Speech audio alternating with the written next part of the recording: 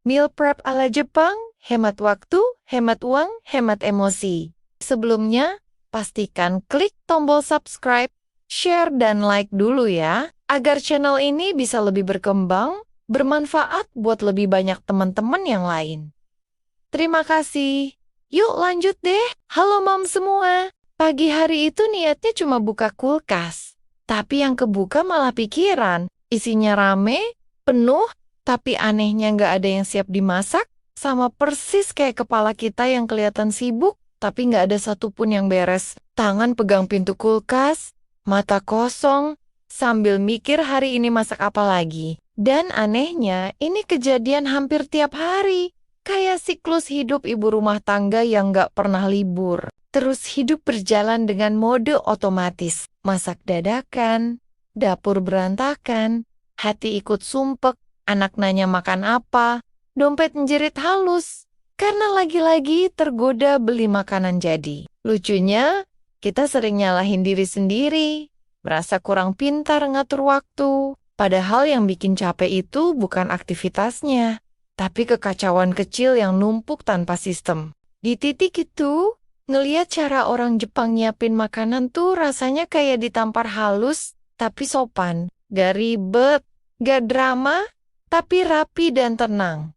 Dan ternyata kuncinya bukan di makanannya, tapi di ketenangan sebelum hari-hari dimulai. Dari situ baru kerasa, ternyata hidup bisa lebih pelan, lebih hemat emosi, asal kita berhenti hidup dadakan, terus-terusan. Sampai suatu hari aku ngeliat kebiasaan orang Jepang soal meal prep, dan jujur awalnya aku ketawa kecil sambil mikir, ini mah cocoknya buat orang yang hidupnya rapi dari lahir. Di kepalaku, orang Jepang itu kayak makhluk level tinggi, yang bangun tidur rumahnya sudah kinclong tanpa bekas hidup. Aku mikir, mana mungkin diterapin di rumah yang isinya anak, cucian, dan drama harian. Tapi makin aku pelajarin, ternyata meal prep ala Jepang itu bukan soal estetika atau pamer kotak makan lucu. Intinya itu sistem. Mereka duduk satu waktu dengan sadar.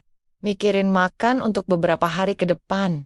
Bukan mikir tiap hari sambil setengah emosi. Contoh nyatanya, mereka masak lauk dasar kayak ayam rebus, tumis sayur sederhana, atau sup bening.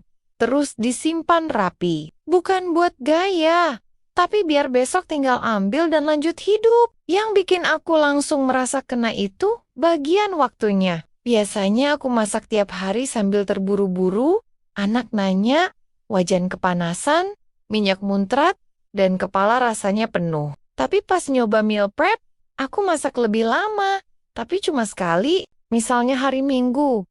Dapur memang rame, tapi setelah itu, hari-hari berikutnya jadi lebih santai. Waktu masak berkurang drastis. Dan pagi, gak lagi diawali dengan kepanikan. Terus soal hemat uang, ini yang sering gak disadari. Kalau gak ada meal prep, kita belanja itu sering pakai perasaan. Lapar dikit, masuk supermarket, tiba-tiba keranjang penuh. Dengan meal prep ala Jepang, belanja itu pakai rencana. Contoh realnya, aku beli ayam 1 ekor utuh, dipotong jadi beberapa bagian, dimasak jadi beberapa menu sederhana, gak ada sisa yang kebuang, gak ada lauk basi di pojokan kulkas. Yang bikin aku terharu, malah bagian hemat emosinya. Biasanya emosi itu habis, bukan karena masalah besar, tapi karena hal kecil yang numpuk. Pagi bingung menu, siang capek, sore ditanya mau makan apa lagi.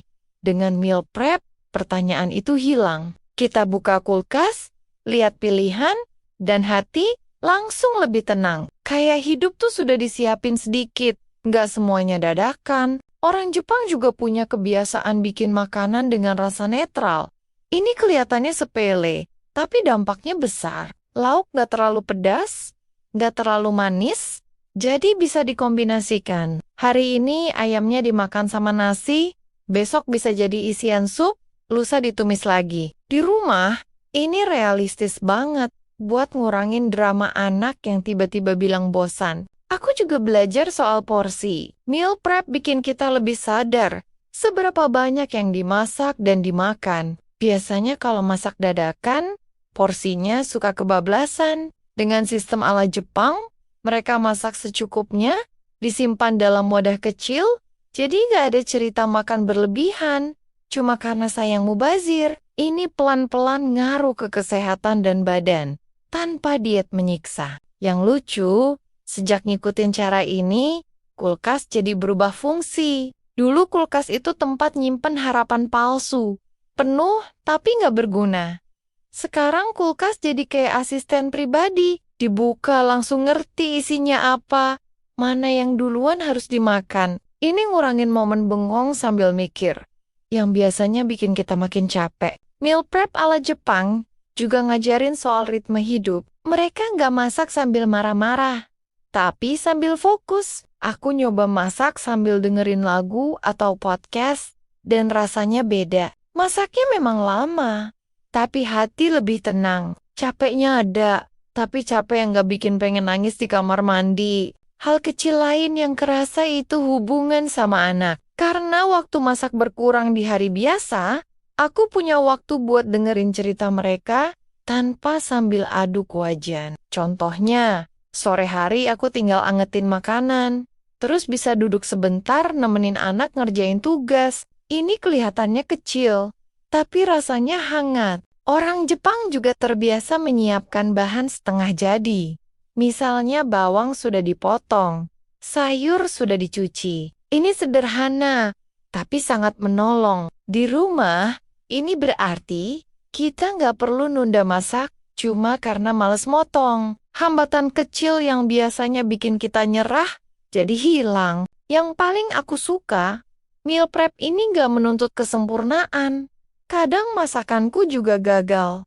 Kadang rasanya biasa aja, tapi sistemnya tetap jalan. Dan itu yang bikin hidup terasa lebih manusiawi. Kita nggak harus selalu niat, cukup konsisten sedikit demi sedikit. Kadang yang kita butuhin itu bukan liburan mahal atau kabur dari rumah, tapi kulkas yang isinya nggak bikin dada sesak setiap dibuka. Sedikit rapi, sedikit siap, dan hidup rasanya lebih sopan sama kita. Ternyata tenang itu bisa datang dari hal receh, dari lauk yang udah siap, dari dapur yang gak ngajak ribut sejak pagi. Lucu ya, kita sering mikir capek itu karena kurang kuat, padahal yang bikin lelah justru sistem yang asal jalan. Kita disuruh sabar, disuruh ikhlas, tapi tiap hari disambut dapur keos, dompet menipis, dan menu yang itu-itu lagi. Sedikit persiapan bisa nyelamatin banyak emosi. Dan itu bukan manja. Itu namanya waras. Jadi kalau hari ini kamu pengen hidup lebih pelan dikit, gak harus berubah besar-besaran. Cukup bilang ke diri sendiri, aku layak hidup lebih tertata dan lebih tenang. Karena ibu yang hatinya rapi, biasanya cuma butuh satu hal. Hidup yang gak ribut sama hal sepele. Terima kasih, Moms. Semua sudah menemani dan mendengarkan ceritaku sampai akhir. Sampai ketemu lagi di video berikutnya.